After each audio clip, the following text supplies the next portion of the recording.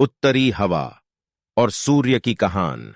एक बार की सूर्य और उत्तरी हवा में बहस छिड़ढ़ा गई। उत्तरी वायु घमंडी और जिद्दी प्रवृत्ति की थी। उसे अपनी शक्ति पर बदढ़ा अभिमान था।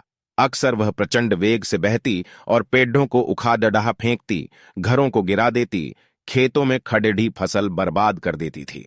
उसमें उपस्थित आर्द्रता झीलों और नदियों के पानी को जमा देती थी। बहस करते हुए वह सूर्य से बोली, मेरी शक्ति के सामने किसी का जोर नहीं चलता। मैं दुनिया में सबसे ज्यादा शक्तिशाली हूं। मेरे सामने सब तुच्छ हैं। सूर्य नम्रता से बोला, मेरे विचार से हर किसी में शक्तियां भी होती हैं और कमजोरियां भी। इसलिए कोई खुद के सबसे शक्तिशाली होने का दावा नहीं कर सकता। खुद पर घमंड करना उचित नहीं है।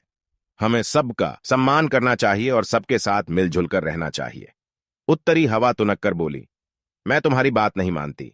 मैं सबसे ज्यादा शक्तिशाली हूं और ये मैं तुम्हें साबित करके दिखाऊंगी। ऐसी बात है तो अपनी ताकत साबित करने के लिए तैयार हो जाओ। नीचे देखो। धरती पर एक व्यक्ति दुशाला ओढ़े पैदल जा रहा था। तुम उसकी दुशाला उसके शरीर से हटा दो, मैं मान जाऊंगा कि तुम सबसे ज्यादा शक्तिशाली हो। सूर्य उत्तरी हवा को चुनौती देते हुए बोला, इसमें कौन सी बड़ी बात है।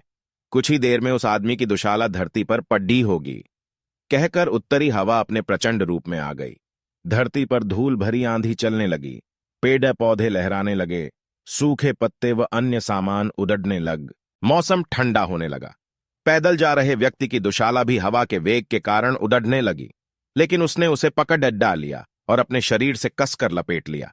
उत्तरी हवा ने अपनी प्रचंडता और बढ़ाई, लेकिन उसके साथ ठंड भी बढ़ा गई। व्यक्ति ने अपनी दुशाला और कसकर लपेट ली। बहुत प्रयासों के बाद भी उत्तरी हवा उसके शरीर से दुशाला हटा नहीं पाई। तब सूर्य बोला, अब तुम देखना कि कैसे ये व्यक्ति खुद ब खुद अपनी दुशाला उतार देगा। सूर्य ने अपना ताप बढ़ाना शुरू किया। तापमान बढ़ते ही धरती पर जा रहे व्यक्ति को गर्मी लगने लगे। वह पसीना पसीना हो गया। फिर क्या, उसने खुद ही अपनी दुशाला उतार दी। यह देखकर उत्तरी हवा बहुत शर्मिंदा हुई। अपने घमंड के कारण उसे सूर्य के सामने नीचा देखना पड़ा। उस दिन के बाद से उसने अपनी शक्ति पर कभी घमंड नहीं किया। सीख, घमंडी का सिर नीचा होता है।